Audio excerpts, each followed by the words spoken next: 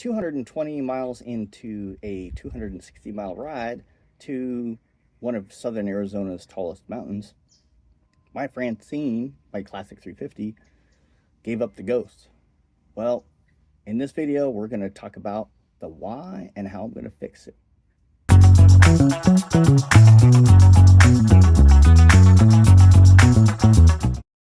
All right, first up, I want to apologize that it took so long to get this video out. I've shot aspects of this video as I was doing my investigation, but I've just been very short on time, so I've only had a little bit of time to work on Francine as far as I haven't really worked on her, but I've been doing an ongoing investigation into what happened, and I've also been doing a ton of research and math as far as a way to come up with a very solid evidence-based theory of why I blew up my big board classic 350. So let's begin with the ride. Classic 350, big board to 410. I'll plug in all the stats. I have a Kent cam in it. I have a free-flowing air filter, the DNA air filter, plus a full Hitchcock's exhaust. Bottom line is 220 miles into that 260-mile ride, Francine quit on the side of Interstate 10, and I had no oil visible in the sight glass. Through my investigation, I found first, we looked in the oil. I'm sorry, we looked in the air box because I knew that that was a really strong possibility that that's where my oil went. And sure enough, my DNA air filter was the outside was completely saturated with fresh oil. And when I pulled the DNA air filter, my air box was the bottom of it was completely filled with oil. And I'll throw a picture up here. Now, that confirms that at least the majority of the oil came up through my crankcase breather hose and into the airbox. I initially theorized that I had also blown the seal that is on the shaft behind my front sprocket.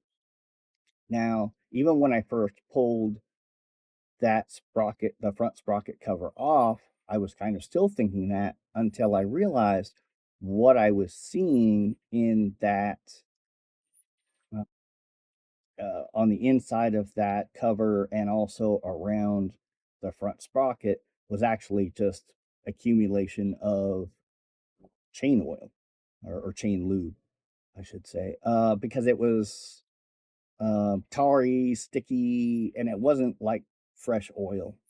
Didn't really see any fresh oil on the inside of that. What's interesting is there was a tiny bit on the outside of the cover, but I think maybe that was just splashed down from the oil, or the air box. So, where did we go from there? So we've confirmed that at least the majority of the oil came up through the air box, through the crankcase breather hose. That leads us to other questions. And these were not completely unknown questions, but why did my crankcase pressure build so much that it blew through the crankcase breather hose? That's the number one question. Number two question is what's the condition of the inside of my cylinder? So we did several things.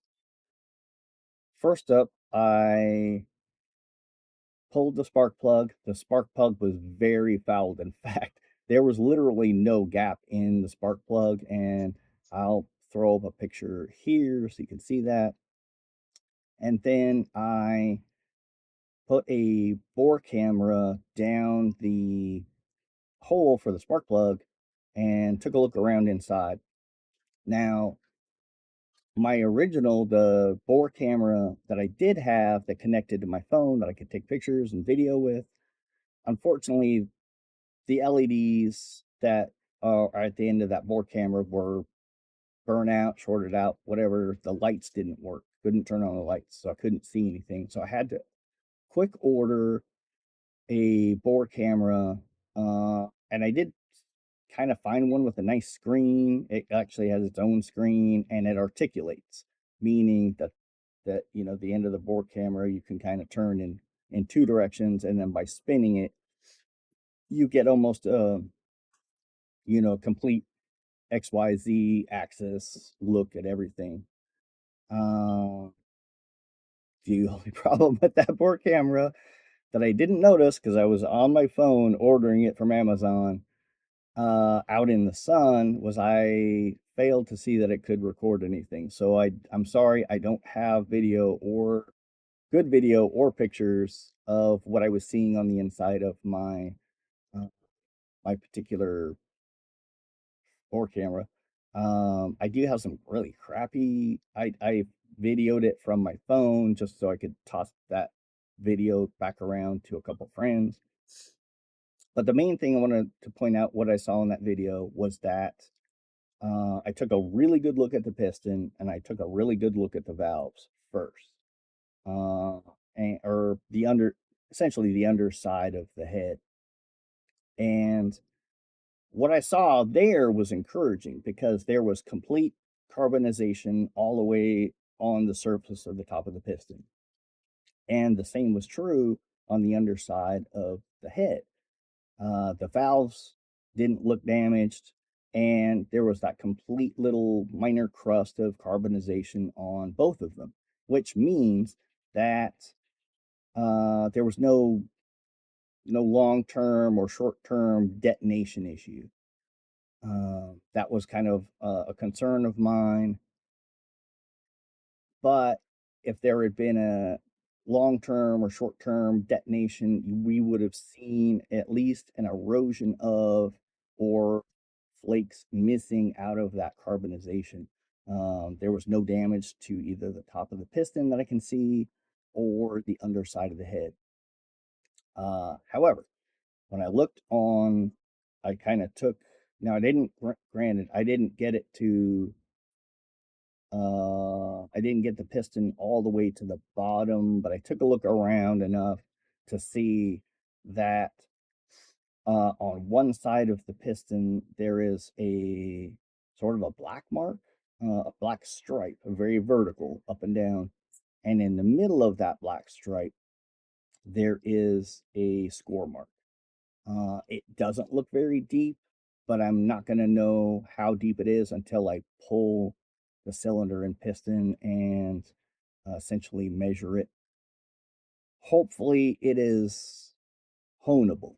And I think it might be, but I won't know for sure until I pull that cylinder and visually inspect it. I'm also want to visually inspect the piston all the way around, make sure that there's no skirt damage, anything like that. I don't think that there is to the piston itself. However, the next test led us to our next bit of evidence. So I did a compression test, both wet and dry, and I'm going to insert those videos here. All right, this is the dry compression test using the Pittsburgh 8-piece compression test kit from Harbor Freight. Try not to get too much in the way.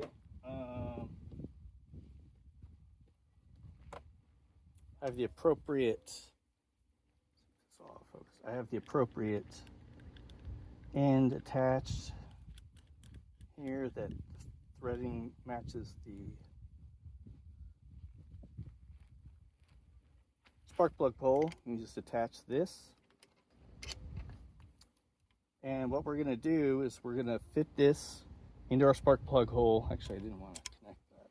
It's easier to do it like this. So, sorry, I'm stepping in front of you.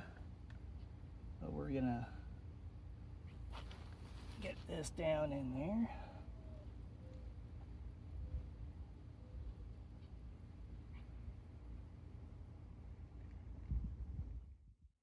Try not to flail this around on your chromes. Keep control of that end. You just want this finger tight. What we're going to do is, so obviously we've got the spark plug out. We're going to turn the bike on, and we're going to essentially start it with the wide open throttle until we get the needle to stop moving. So it's complicated for me to not be in the way, but we're just going to leave that right there because I need both hands. I need one on the clutch. Oops. Turn it on. Fuel pump's already on. Wide open throttle so that it's getting all the air it needs. We're going to start it. Yep. There we go.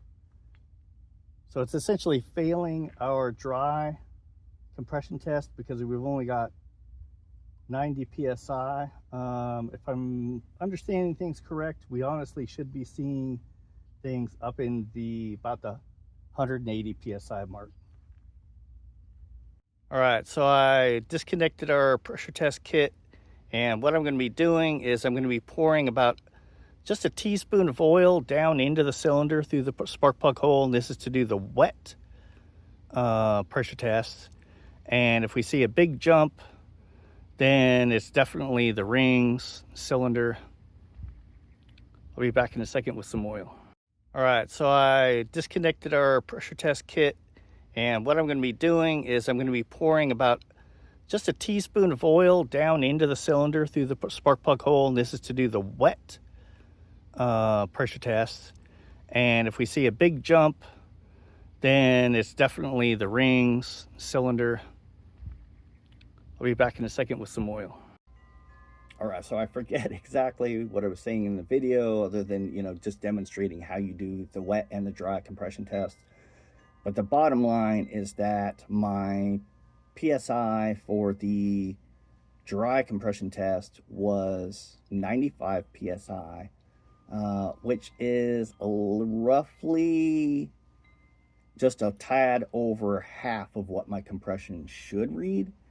I should be seeing something in the nature of like 170, 180, and we were only reading 95. Now, what you do then is you do a wet compression test, and that can kind of tell you where you're losing the compression. So all you do is you take about a teaspoon of motor oil and you put it down in the cylinder. I used a pipette like you see in the video, just because it's hard to get to that spark plug hole. And my compression came up 15 psi, which essentially means that there's no damage to the valve train, but my rings are shot. Add that to the fact that we saw that score mark on the cylinder wall and the black stripe the score mark is in the dead center of that black stripe. And on top of that, you can see where there's kind of like some dark oily marks on the inside of the cylinder. That also plays into the fact that we're seeing a loss of compression. Probably when the bike got to essentially completely dry on the oil side,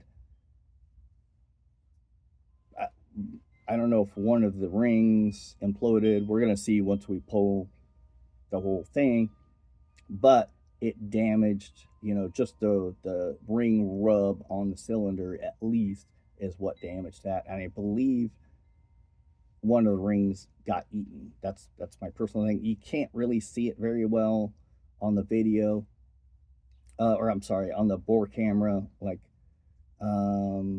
there's kind of some gunk in there, but the fact that my spark plug was completely fouled, and with the other evidence, we know that there was probably late in that ride, there was a lot of oil blow by, which probably added to the crankcase pressure issue. Because I'm trying to think if there's any other bits of evidence that I really gathered other than that. So that's essentially all I've really gotten to do to the bike is take a look inside the piston, or sorry, the cylinder, look at the piston, look at the bottom side of the head, the cylinder wall. We know where the majority of the oil went. I'm still going to investigate if there's any possibility that, excuse me, the oil leaked from somewhere else, because we did see that oil on the bottom side of the engine and a little bit on that left case. That might have come from the air box, but I want to kind of make sure. So I'm going to investigate. I'm going to take a look at those gaskets and whatever seals I need to look at on that side of the bike. So, with that evidence, we're able to build a good working theory. We know that crankcase pressure was the main culprit, but why? That's where I got into the research and doing the math, and essentially I've come up with that the fact is the native OEM crankcase breathing system for the Classic 350 is not meant for to go up to a 410 bore, drive a couple hundred miles in Arizona summer heat at very high speeds. And that goes like on the title of the last video, or the thumbnail, I said, did I push her too far? And that's exactly what happened. Most of my riding, the 2,500 miles I've done since I've done the big bore kit, have been shorter miles. A lot of those miles were not in blazing Arizona heat. And, you know, although I've done some very high RPM for a Classic 350 rides, most of those have been going back to work on the interstate. And those are, for the most part, very short rides. And they're generally in the morning and the evening, so the temperatures aren't necessarily at the height of the day. The day that I drove to Mount Graham, or rode to Mount Graham rather, it was over 100 degrees. It was a near all day ride, and we were doing, you know, probably in the nature of 6,000 RPM for the majority of those miles. So, too fast, too hot, and we've added the extra pressure from the big bore kit. Let's break down those numbers. So, one thing you need to understand about a big bore, or in any engine, it's the math is very simple for a single cylinder engine. Is your piston is a two-way pump. So you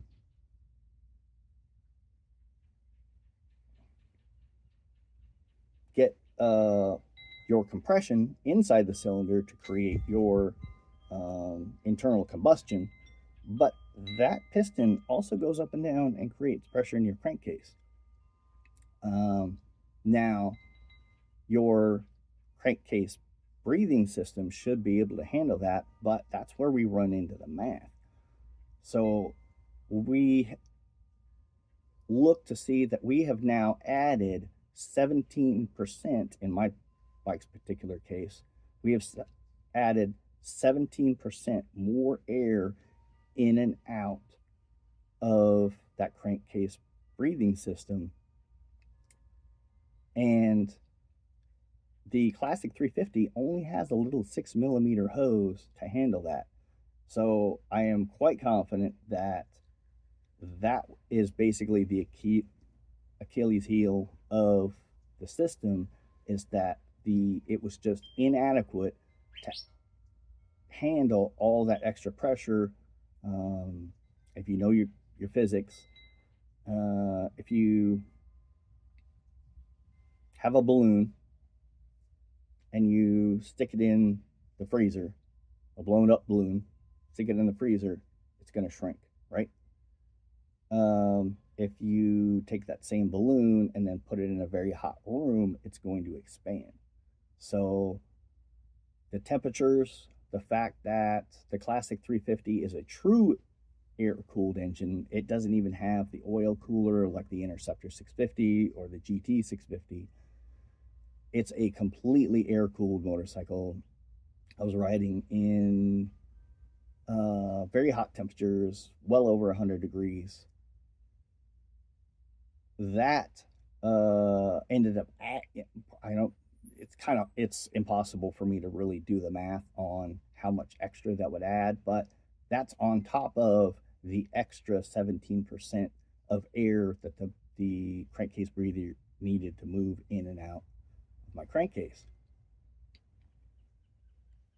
Trying to summarize this. So my plan is that I will, once I rebuild the top end, and that's very evident that at least it needs a hone, new rings, and I will really have to start looking if it needs more than just a rehome, because as far as what I've found, I can't find oversized rings for a Himalayan piston. Now, maybe if you guys happen to know if there's like, if I can figure out like somewhere to order those size rings oversized, let me know. But essentially, the easiest way this would probably happen is that I order a brand new Himalayan piston with new rings. I actually couldn't find the rings specified for the Himalayan 411 for sale by itself, but I can buy a brand new in box Himalayan piston with brand new rings off of eBay fairly cheaply. So that seems like a good way to go, as long as all my cylinder needs is a hone. Then on top of that, what I need to do, or what I figured out I'm going to do, is I'm going to build a new crankcase breather system.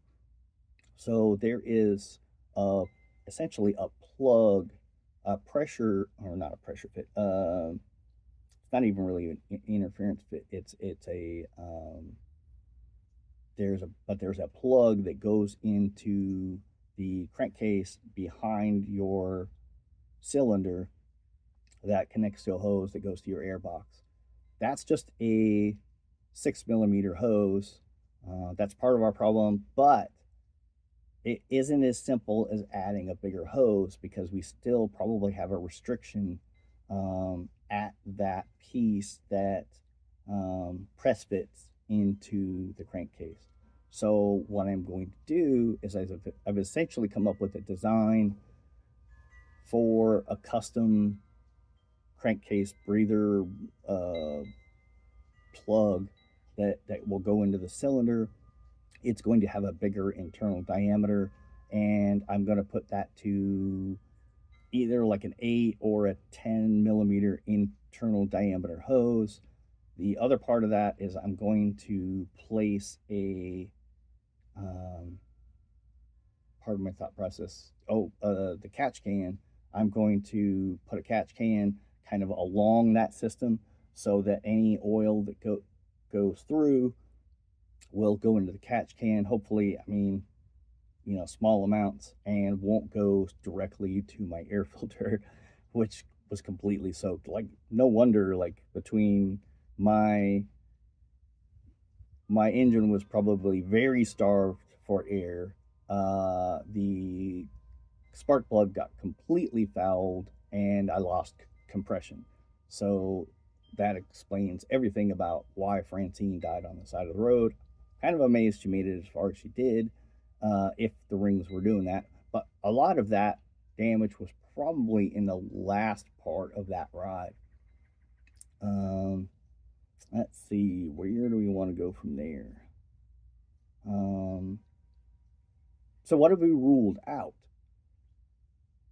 We did not burn a quart of oil. There was never any blue smoke from the cylinder. There's no holes in the piston, and the valves aren't torch cut. Um, we know that at least the seal behind the front sprocket is probably intact. Might be something to watch, but all the evidence points to the fact that what I found in there was basically chain lube accumulation that I had failed to just pull off the cover and clean out. I'm going to clean that very, very thoroughly to watch for any new oil that comes out of there. But essentially the fix for this is going to be that we pull the cylinder and the piston. I'm going to do an update when I do that as far as what really the conditions of the rings are. I'm going to get pictures or video to show you guys what that looks like. But essentially, I'm looking at a top end rebuild at the minimum, and I'm going to have to, if we get that jug back on the bike with that piston, we're going to look at really upgrading the crankcase breathing system, because I kind of want to run down these, like, these are kind of geeky numbers, but this will help essentially kind of solidify how inadequate the OEM crankcase breather hose and system is. Essentially, I'm trying to look for my numbers here, what we came up with on the math. So with the crankcase pulse volume riding in the 6,000s, the mid 6,000s of engine speed, RPM, we added an extra 14 cubic feet per minute of volume that needed to go in and out of that crankcase. That's essentially the same amount of volume that a decent smaller shop vac would pull, vacuuming up your shop or your garage. That's a lot. So I think coming up, I'm going to have to I have essentially a pencil drawing of what I want, as far as we're going to just build a new press fit adapter from the crankcase to the breather hose. We're going to go with a regular breather hose.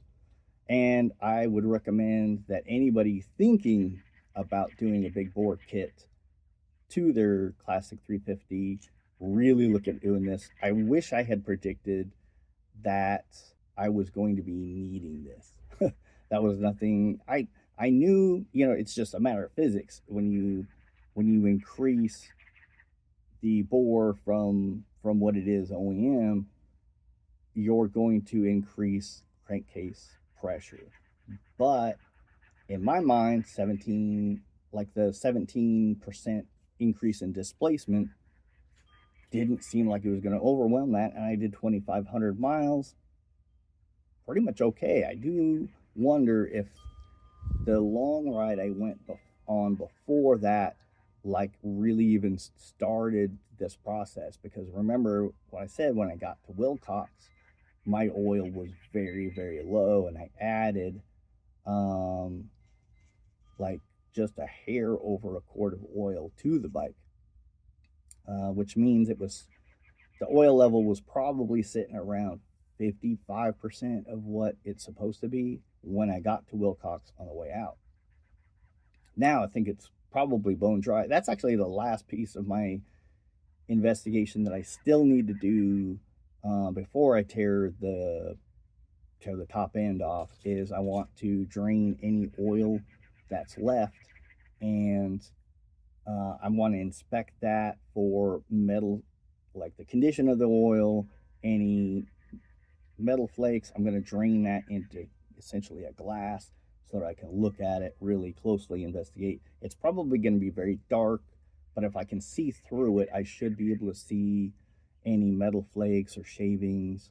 Now, the color of those will be important, because that might be able to differentiate between what I'm seeing as far as if it's just rings or if I did any bearing damage. Now, I don't think I did any bearing damage, but Investigating that oil might give me some idea whether or not I did.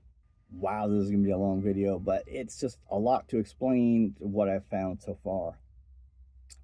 Now, in the short term, what I have been thinking is I still have my 300 what is it 348cc piston and cylinder from the from the bike when it was new.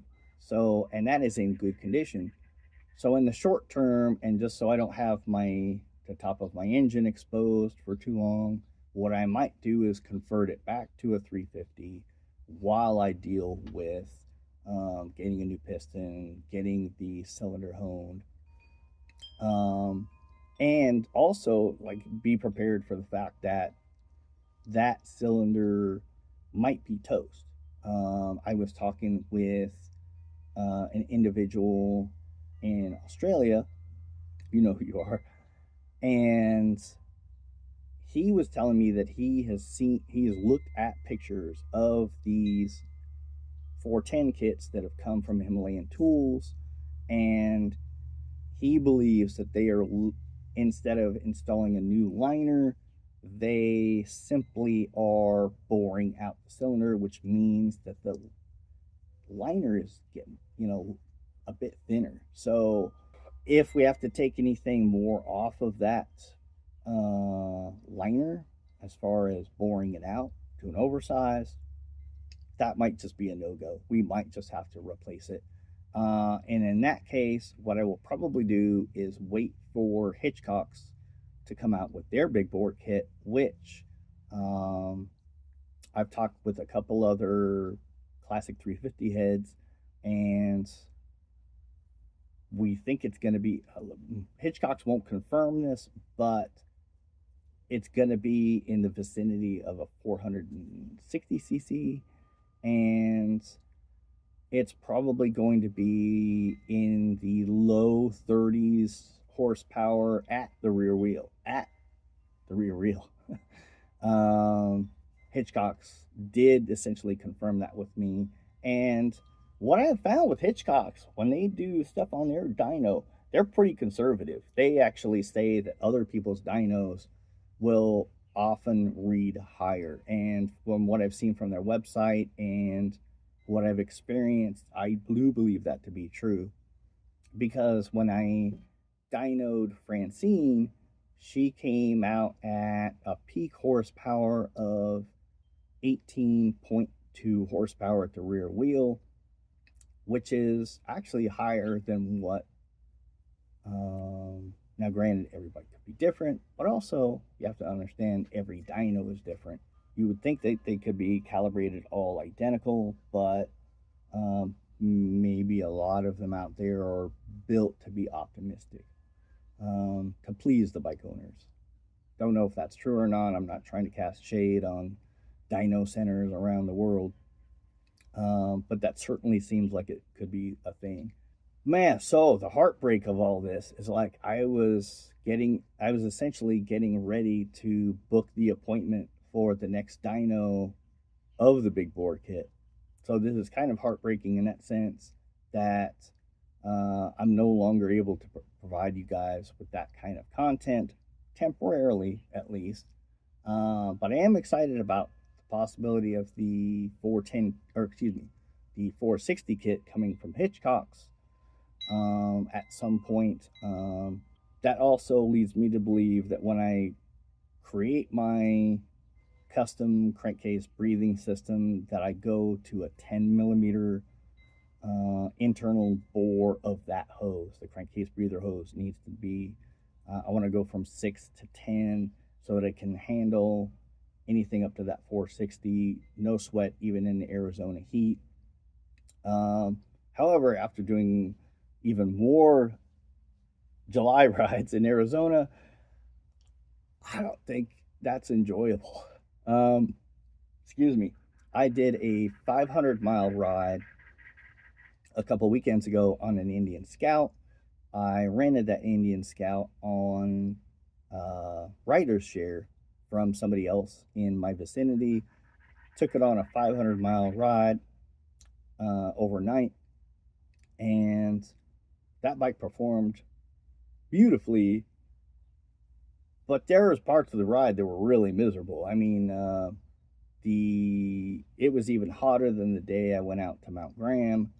When I was in Phoenix, the the minimum air temperatures I was feeling was like 106, 107, 108. The air coming off the road is much, much higher. I was probably, in some parts having to ride through traffic not very quickly at temperatures probably in the 120s. So that trip, although fun, and I got to ride with a good buddy of mine, and we had fun, but we both agreed at the end of the trip that maybe we should just skip the July long rides, because that part was miserable. So, nutshell, we got to rebuild Francine's top end. I was hoping to avoid that, but I'm actually good with that. Part of this journey was seeing how far I could push this 410cc big bore kit. And well, we found out. um, anyway, stick around. I am going to be going on a trip. I'm actually going to be doing a quick update, I guess, channel update, that I'm going to release in a couple more days about what I'm doing this next week. I'm going on a very, very cool motorcycle oriented adventure for the next, um, essentially a week. I'll be leaving Monday and I'll be coming back the next Monday. And while that doesn't leave me any time to work on my bikes, it's just going to be a super cool adventure. So stay tuned for that video. And when I get back, on my next long weekend, we'll see if I have time to pull the cylinder and piston from Francine and take a look at that. I will present that info to you guys. I also have some stuff to do to my Interceptor 650. You guys really haven't seen a whole lot of that, and I can't wait to present to you where she's going. But I'm swapping out some stuff, the clutch cable, the throttle cable, and I'm doing kind of some stuff to the front end. I don't even think you've seen my custom tank on the bike.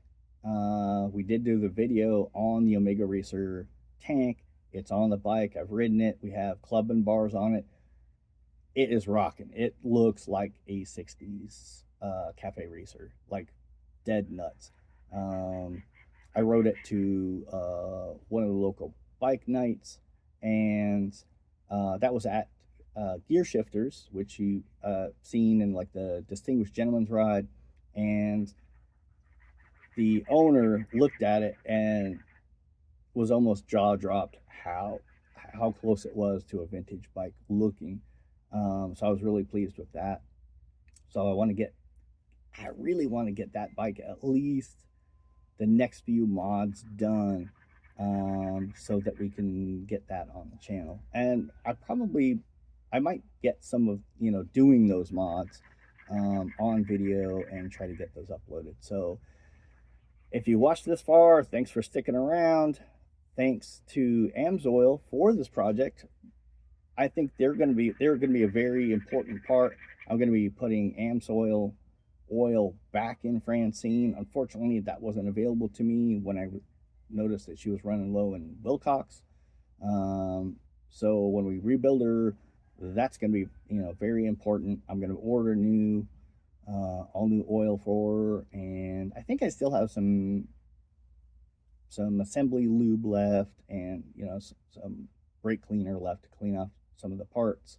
I might ultrasonic the piston if it's excuse me, salvageable, and I might clean out the inside of the head. I was actually thinking of I was planning on doing a hand port and polish job to my head. So this this is a great opportunity, if I'm pulling that in anyway, to maybe go ahead and do that. A lot of you guys don't know that I have experience. I went through gunsmithing school, which means becoming a machinist. And I am trained as a bench jeweler. So a hand port and polish job is well within my skill set. It's just kind of me learning where and how much what where I need to do what. I think my hand skills are definitely up to doing that. I'm used to polishing jewelry, gunsmithing part, or excuse me, gun parts. Um, so that should be well within my skill set to do. And man, there's so many things that I want to bring to the channel. I have just been really work has been very busy, and it's been absolutely blistering hot in Arizona. We're breaking temperature records almost every day. So I've really not been doing a whole lot. I'm either wiped out from work and recovering, my days off, or and on top of that, it's been just been too blistering hot to be out working on the bike. But I did really want to get at least that initial investigation done, so you guys weren't left hanging. Hope you stick with me. I want to thank all of the new subscribers, all of my subscribers, but I've got a ton of recent subscribers, and I really appreciate you sticking through this journey with me. And we'll bring you a lot more cool content coming up. Thanks again.